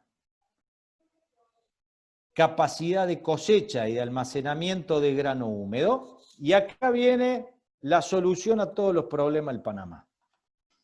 Nosotros lo que tenemos es una unidad productiva, le vamos a poner 100, ¿está? 100. De 70 puedo hacer un silo de maíz con el grano no partido. A mí no me gustaría hacerlo un silo de maíz con el grano no partido porque tendría pago genética, semilla, siembra, abono, lo que sea, y no voy a poder partir el grano. O sea, le estoy poniendo toda la tecnología para producir un grano que después no lo puedo partir. Y después, el mismo cultivo lo hago grano húmedo. Entonces tengo por un lado un silo de planta entera y un silo de grano húmedo. Esto puede pasar también con el sorgo.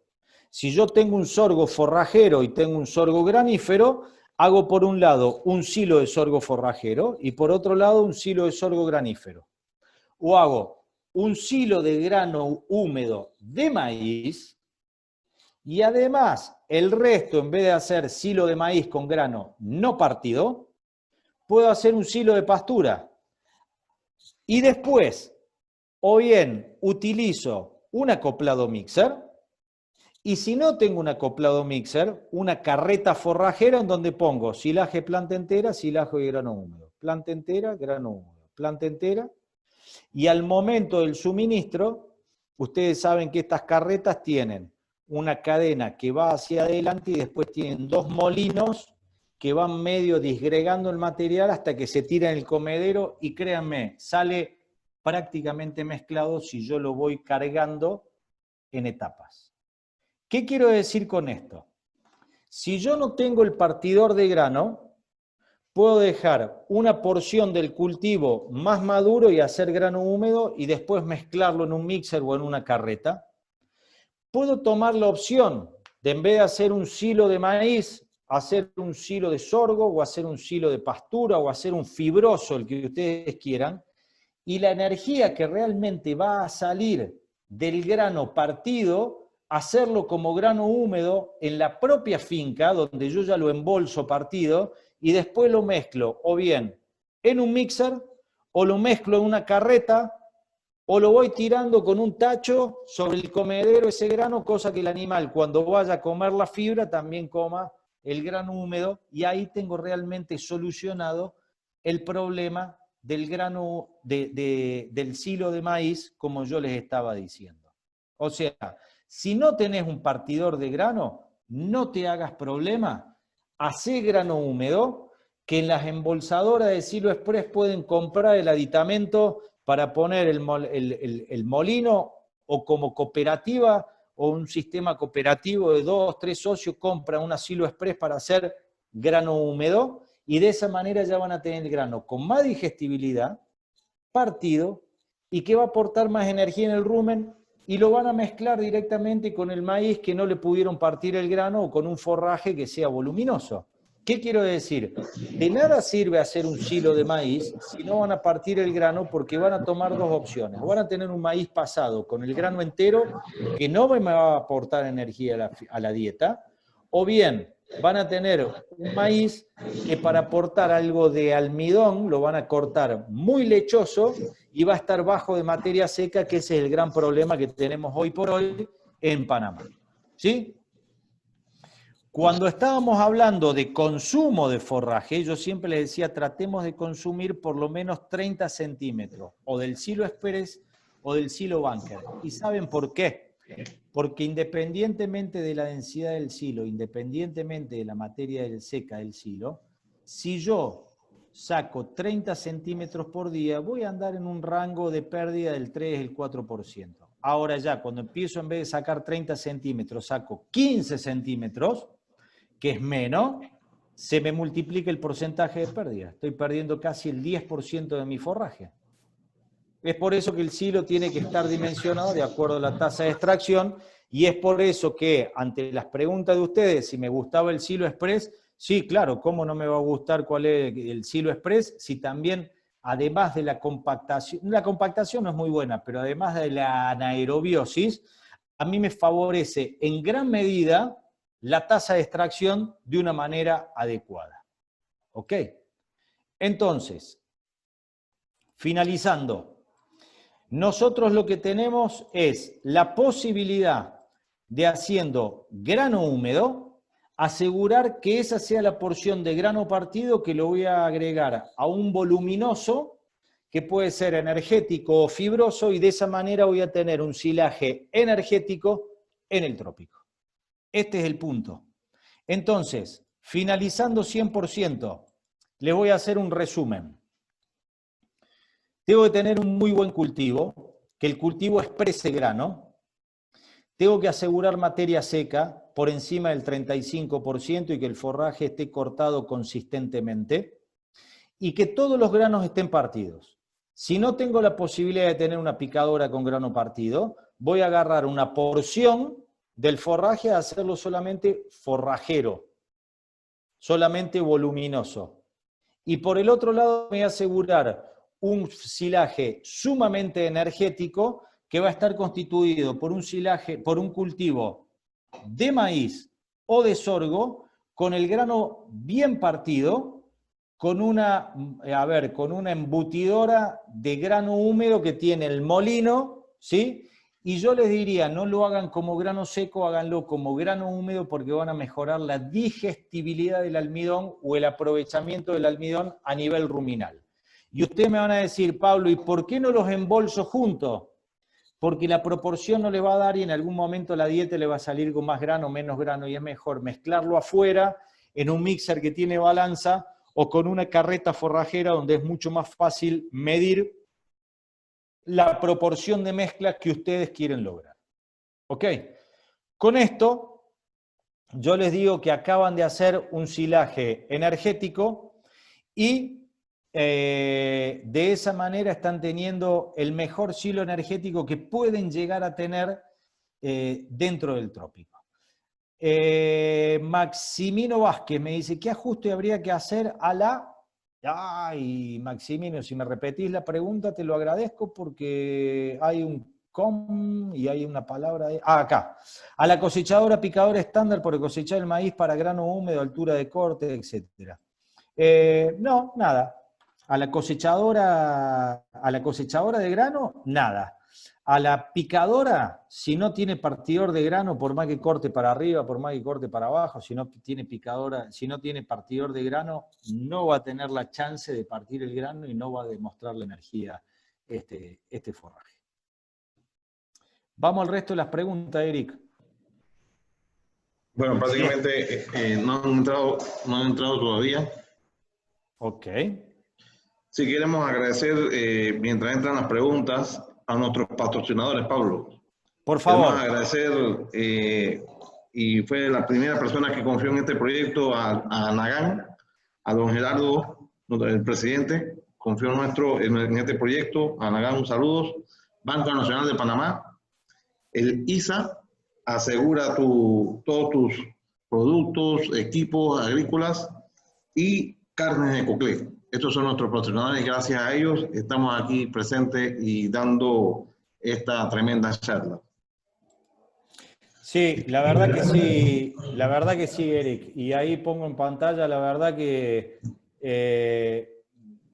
yo nunca dejo de sorprenderme el apoyo que hemos tenido en las instituciones y desde el punto de vista personal se los agradezco enormemente, ¿sí?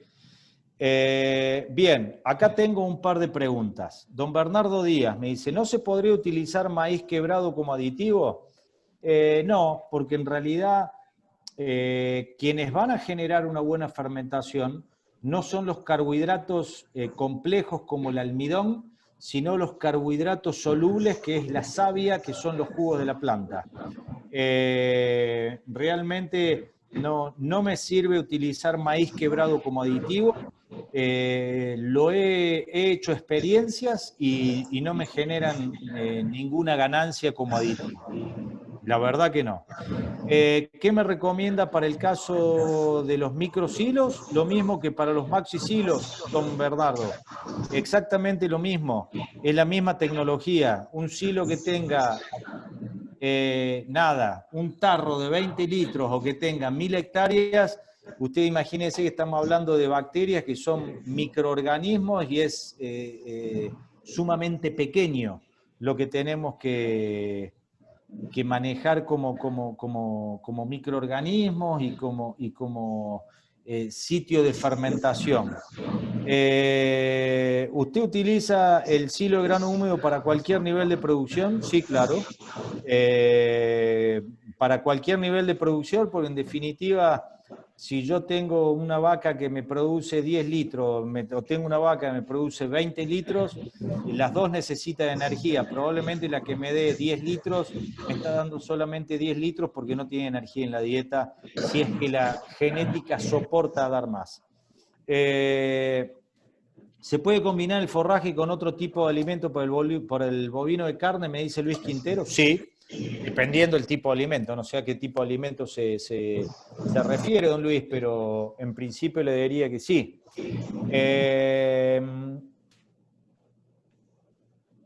En el chat tenemos dos preguntas. Sí, lo estoy leyendo. Eric Girón me dice, al momento de hacer grano húmedo de sorgo, ¿en qué punto de madurez del grano para que no tenga tanta humedad? Justamente, cuando tengamos alrededor del 30% de humedad nada más. Podemos tener un medidor de humedad de grano, sacamos, medimos humedad de grano y es fácil hacerlo. Es mucho más fácil conseguir un medidor de humedad de grano que de forraje. Si disminuyó, espérense, me están matando con las preguntas acá. Si disminuyó la cantidad ofrecida de los animales de silo, no teniendo una máquina quebradora de grano, ¿no sería una buena alternativa para que la vaca tenga mejor aprovechamiento del grano?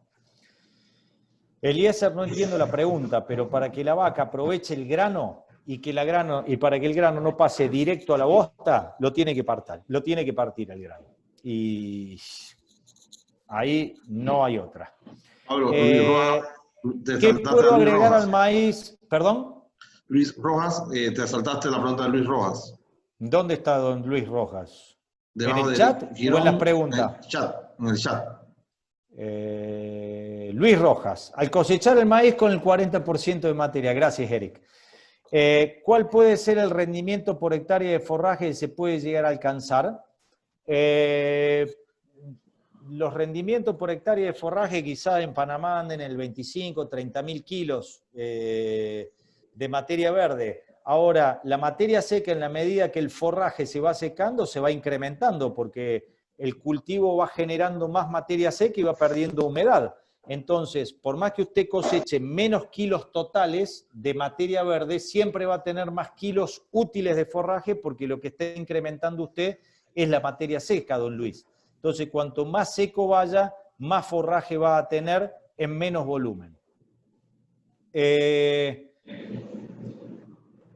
Ok, no quedó en claro con qué equipo se cosecha el grano húmedo. Con una combinada común. Es una cosechadora de grano común, con esa se cosecha el grano húmedo. Ni más ni menos que eso. La pregunta está respondida. Luis Quintero. Bernardo Díaz, ¿qué opina de la adición de harina de soya? A los hilos no me gusta adicionarle harina de soya y le voy a explicar por qué, don Bernardo. Porque la harina de soya es un alimento rico en proteína. La proteína tiene nitrógeno y el nitrógeno genera un efecto buffer. ¿Qué es un efecto buffer?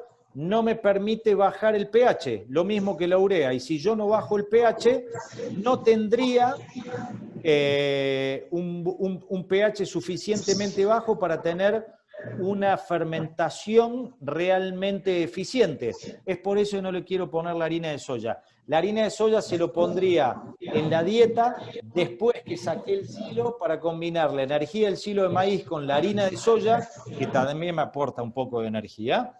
Y ahí la combinación de buena calidad de fibra, energía en el silo de maíz y proteína en la harina de soya, una bomba y las vacas van a reventar de leche. ¿Sí? Hay una pregunta de Máximo Vázquez. ¿Qué puede agregar el maíz hidropónico agregado al silaje?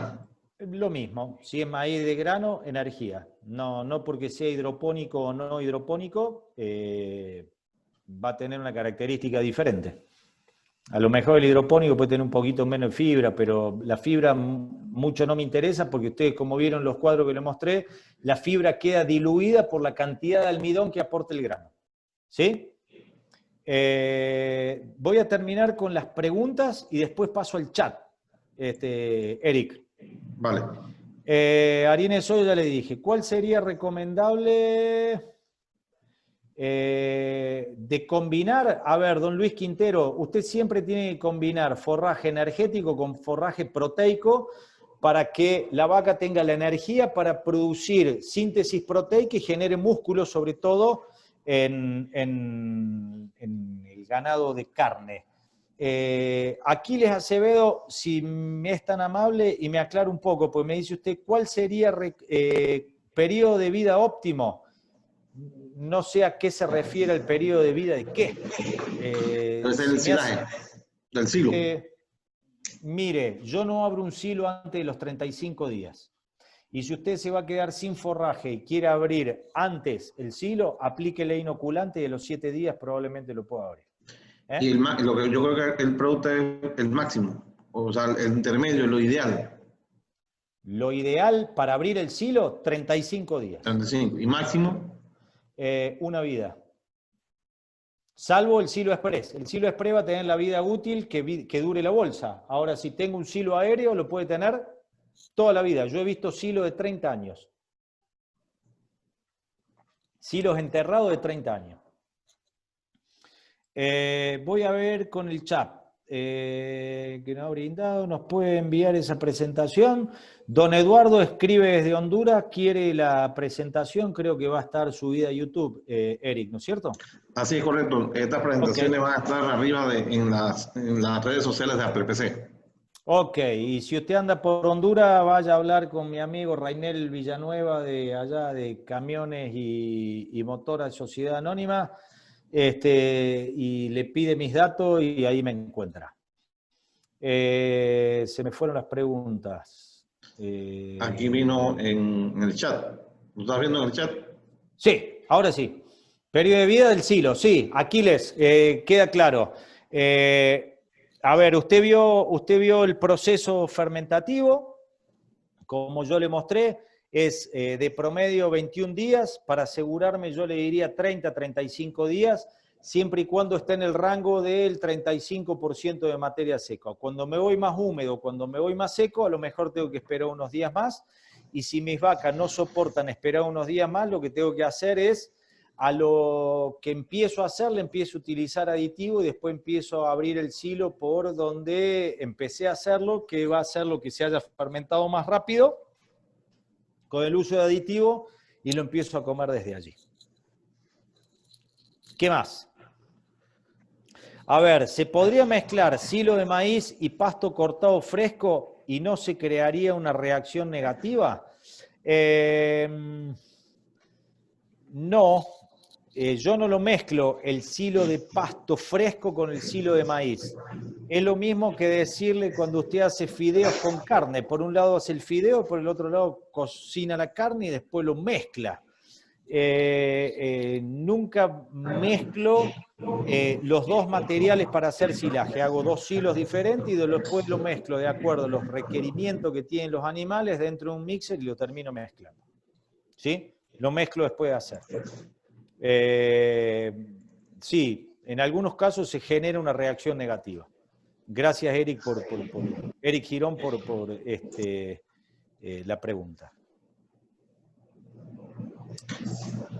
Pablo, una pregunta de... Sí. En el silo de sorgo, si quiero hacer silo de sorgo, Sí. o almacenar, el sorgo me puede permitir hacer un silo proteico haciendo el silopaca, ¿no? Sí. El sorgo tiene esa versatilidad, Eric. El sorgo tiene desde sorgos graníferos, ¿sí? ¿Me permiten un segundo? Les busco una diapositiva y se las muestro. ¿Puede ser? ¿Cómo no? Dale. Aguardame un segundo.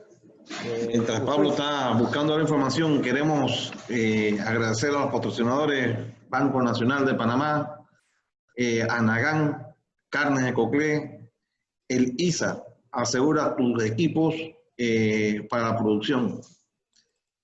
También queremos exhortarle a todos los participantes que PLPC tengan las puertas abiertas para recibir miembros, nuevos socios. Estamos buscando gente con sangre nueva y con optimismo para echar para adelante la ganadería en Panamá. Seguimos, Pablo. Seguimos, don Eric. Deme un segundo que acá me voy a venir. Vengo acá a compartir. Dejé de compartir y ahora voy a entrar a compartir nuevamente. Y me voy a venir donde tengo el gráfico. ¿Ahora lo ven, Eric? Sí, sí se ve. Bien, perfecto. Fíjense. Yo tengo tres o cuatro tipos de silos, de sorgos, perdón. El que me denominan silero, ¿sí? Que tiene una altura grande y tiene una espiga media pequeña. Sorgos fotosensitivos, o sea que prácticamente no dan espiga. Sorgos graníferos que tienen un bajo frame o un tamaño bajito y tienen mucha espiga. Y después doble propósito que tienen una altura media y mucho porcentaje de espiga. Ahora fíjense una cosa, materia seca digestible por hectárea.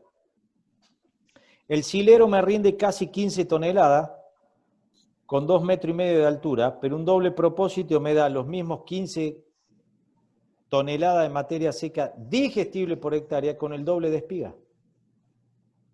De acuerdo a que si yo quiero un fibroso energético, un energético puro, uno que ni siquiera me dé energía, yo voy a elegir el tipo de sorgo que yo quiero. Yo puedo hacer un sorgo fotosensitivo, cosechar un estadio temprano con muy buena digestibilidad de fibra y lograr una proteína del 12%, o puedo elegir un sorgo doble propósito para hacer un fibroso energético, o puedo utilizar un granífero para hacer casi un energético puro. El sorgo, de acuerdo a la variedad que yo elija, es el destino que le voy a dar. Esa es la ventaja que tiene el sorgo, Eric. ¿Tá? Si queremos hacer bolo, evidentemente voy a sembrar un fotosensitivo con muchísima densidad para que el tallo sea angosto, sea finito, y lo voy a cosechar temprano para que tenga buena digestibilidad de fibra. Hago un preoreo, le hago un tratamiento de pastura y hago un bolo netamente proteico. Porcentaje de materia seca mínimo 30, 40 para arriba. 40. ¿O podemos llegar a 50? Sí, ojalá lleguemos al 50, pues tenemos más materia seca. Muy bien.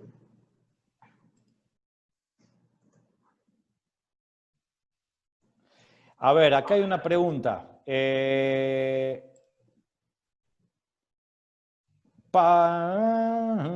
Pablo, ¿qué opinas del uso de melurea? No sé qué es la melurea. Si es una mezcla de urea con melaza, yo le diría que que no están haciendo nada, lo que tenga que ver con urea. Olvídense de la urea en los silos.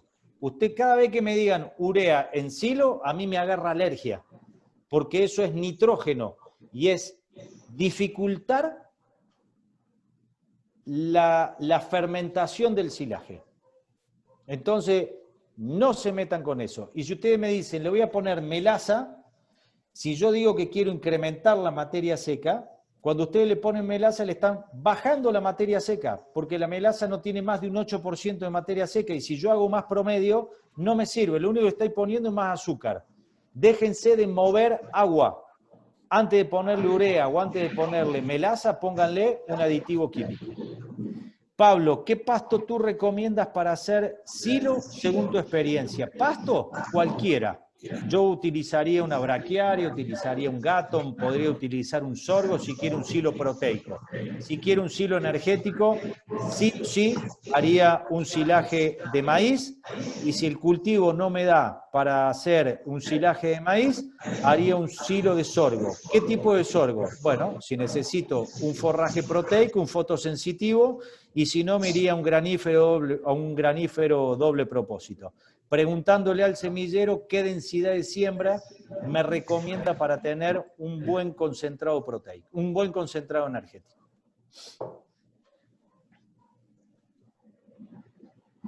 En la experiencia acá en Panamá, el pasto que más se está usando y está pegando muy bien es la bombaza. La bombaza es un pastazo, me encanta. Y las braquiarias también, y las braquiarias me gustan mucho también por la cantidad de volumen que dan. No nos olvidemos, Eric, que Cristian Cubilla, sí, recomiendo bombaza para hacer silo. Sí, definitivamente. Ahora, para hacer silo yo le voy a decir una cosa, ¿no? Sea bombaza, sea Gatton, sea braquiaria, sea lo que sea, corto, concentro materia seca, o sea, hago un mínimo pre-oreo de 2-3 horas y después paso con un pick-up y pico. Y lo haría en silo express. Sí, el otro detalle aquí, por lo menos, que también se usó mucho en Panamá, o se está usando, es el silo de Cuba 22. También. Hay una desventaja de que tiene mucha agua. Yo lo hice mucho tiempo por el silo express con Cuba 22 y bueno, estaba almacenando el agua porque prácticamente el proceso como se estaba haciendo no era el correcto.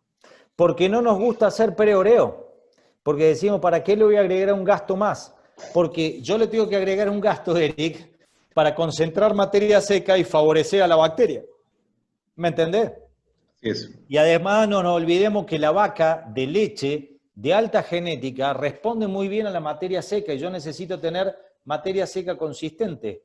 Si yo tengo hoy 48, mañana 54, pasado 62, mañana 30, yo tengo que tratar de manejarme en el rango de entre el 52 y el 55% de materia seca con la vaca de leche, y es por eso que yo cuando voy manejando el pre-oreo se me da muy bien en la materia seca y las vacas estabilizan su producción, ¿sí?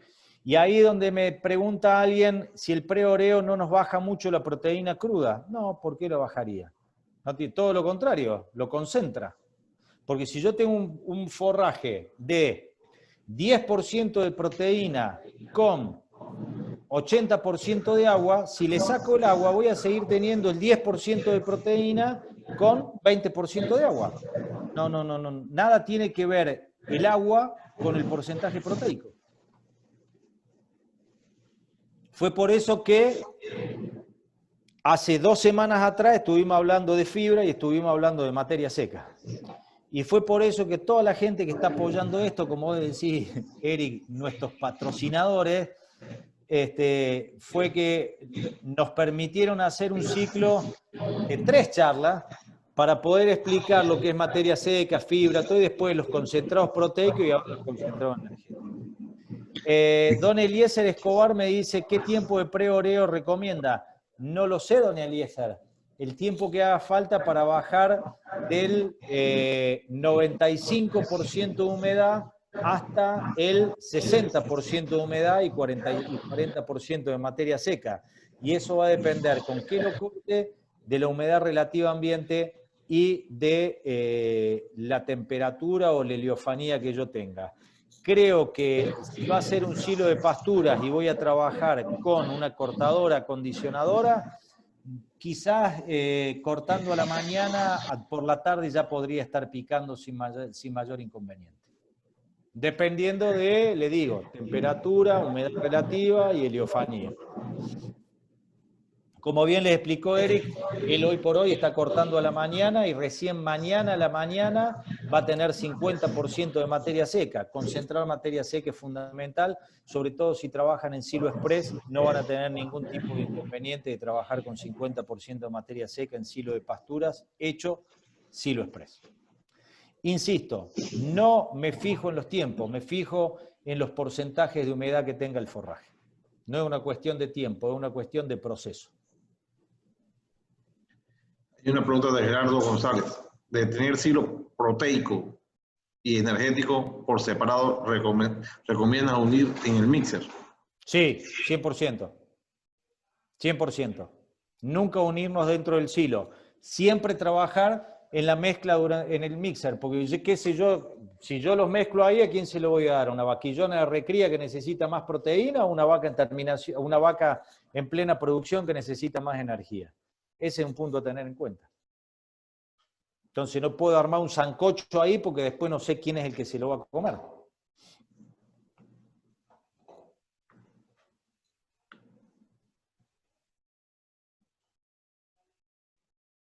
Creía que tenía más preguntas. ¿No tenemos más preguntas? ¿Qué opina del uso de suero como suplemento para la alimentación de terneros? Sé que mucha gente lo usa, no soy especialista, pero sé que mucha gente lo utiliza y yo le preguntaría a un nutricionista o a alguien que sepa de crianza artificial de ternero más que a mí.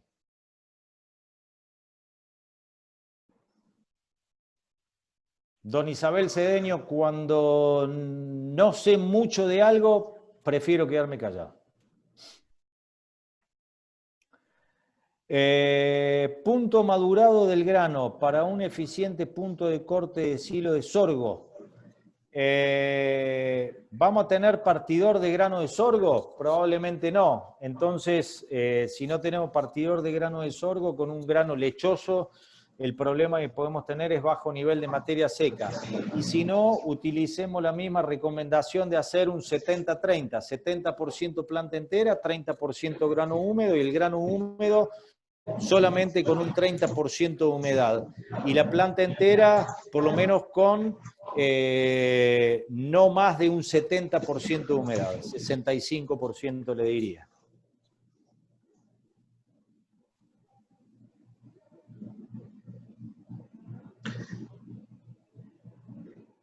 Ok, por el momento no veo más, Eric. Sí, queremos recordarles que a todos los participantes de que vamos a tener una cuarta sesión en el cual va a ser un diálogo. Ahí vamos a ver cómo vamos a hacer una nueva metodología de trabajo porque queremos hacer un diálogo con los productores y directamente con Pablo. Puede ser por chat, Pablo, o ya sea en vivo, levantando la mano y le damos la participación al participante que haga la pregunta directamente. Pero sí es importante que vamos a trabajar fuertemente en la divulgación de todos estos tres materiales que se han divulgado para poder que ustedes repasen a través de las redes sociales de ApplePC, lo pueden buscar por YouTube, ApplePC, y puedan refrescar conceptos. Los que tienen dudas, bueno, pueden hacer sus preguntas a través de la plataforma o pueden escribir directamente a Pablo, que también Pablo tiene la manera también de responder. Pablo, no sé si quieres agregar algo adicional. No, Eric, una vez más, agradecerles a ustedes. Vos sabés el cariño que yo tengo por Panamá. Y la verdad que me he vuelto fanático de ApplePC por el empuje y por las ganas que ustedes le ponen a todo esto. Para mí es un orgullo trabajar fuera de mi país. Por otra parte, que yo quedo de disposición, a mí me gustaría que las preguntas vengan a través de ApplePC por dos razones. La primera, porque ApplePC es la entidad que a ustedes los agrupa y porque ustedes se tomaron el trabajo y para que la gente se arrime a PLEPC, que está necesitando mayor cantidad de socios y gente nueva y sangre joven, como bien decís vos. Y por otra parte, porque hay gente que ha aportado recursos, como son los auspiciantes que vos bien nombraste. Entonces, por ahí la comunicación a través de PLEPC es un poco mejor. De todos modos, información mía pueden encontrar Pablo Catani en YouTube o en Google o en Instagram. Hay un libro de forrajes que PLEPC tiene el link, que se los puede compartir, va a quedar esto. Y después que se vayan guardando las preguntas, yo creo que el próximo módulo, Eric, que ustedes le van a comunicar a los socios cuándo lo estaríamos haciendo, lo mejor sería abrir un gran chat y hablar cara a cara. En el caso de yo tengo que mostrar algo, comparto pantalla, pero ir manejando con todos los micrófonos abiertos y ordenándonos, levantando la mano, y así charlamos entre todos sin ningún tipo de problema para todas las preguntas que haya. De esa manera ustedes pueden repasar lo que es materia seca, fibra y todo lo que es alimentación de nutrientes, que fue el primer módulo. Después pueden ver forrajes proteicos y de forrajes energéticos, y ojalá surja la posibilidad del día de mañana. Los invito a que vean el video de uso de comederos que subí hoy a Instagram, y hay un buen curso de alimentadores y uso de mixer y qué sé yo, que a lo mejor el día de mañana lo podemos replicar para todos los socios. De mi parte no tengo mucho más. Si hay algo más de parte de ustedes, yo siempre estoy a disposición, y si no, nos encontramos en el próximo módulo cuando ustedes ya den la fecha que... Ah, una sola cosa más. Acá Isabel Cedeño me pregunta si tengo alguna experiencia en el uso de la leucaena. Isabel, en Argentina no tengo mucha experiencia. En Paraguay sí. En Paraguay han utilizado hasta hace 5 o 6 años leucaena en combinación con Panicum Maximum, Gaton Panic. Lo que se hace es tratar de mantener la leucaena. Hay una línea de leucaena, a 1 metro otra línea de leucaena, y después se ven 3 o 4 metros hasta un doble surco de leucaena, y la leucaena no se la deja crecer más de 2 metros para que tenga una consistencia herbácea y los animales puedan combinar el forraje con la proteína de la leucaena. Hay una bacteria que se transmite y que el animal tiene capacidad de poder metabolizar la proteína que tiene la leucaena, que eso se le dan a los primeros animales y después entre ellos mismos se lo van transmitiendo a través de la bebida. Téngalo en cuenta, si necesita alguna información adicional, se lo puedo averiguar. Lo que le puedo decir es que hoy por hoy la leucaena está desapareciendo, porque a través del forraje conservado hemos mejorado el contenido proteico a ver, la leucaena se utilizaba cuando el forraje se pasaba, tomaban un poco de forraje de fibra y la proteína de los animales la tomaban a través de la leucaena. Hoy por hoy, cuando incorporamos mayor eficiencia en la conservación de forraje, la leucaena en el tipo de pasturas tropicales se dejó utilizar, y hoy por hoy estamos utilizando solamente forrajes conservados, por lo menos en Paraguay. Ahora sí. Bueno, perfecto. Muchas gracias por su participación. Queremos agradecer nuevamente a los patrocinadores, a Banco Nacional de Panamá, Carnes de Coclé, el ISA y a Nagán.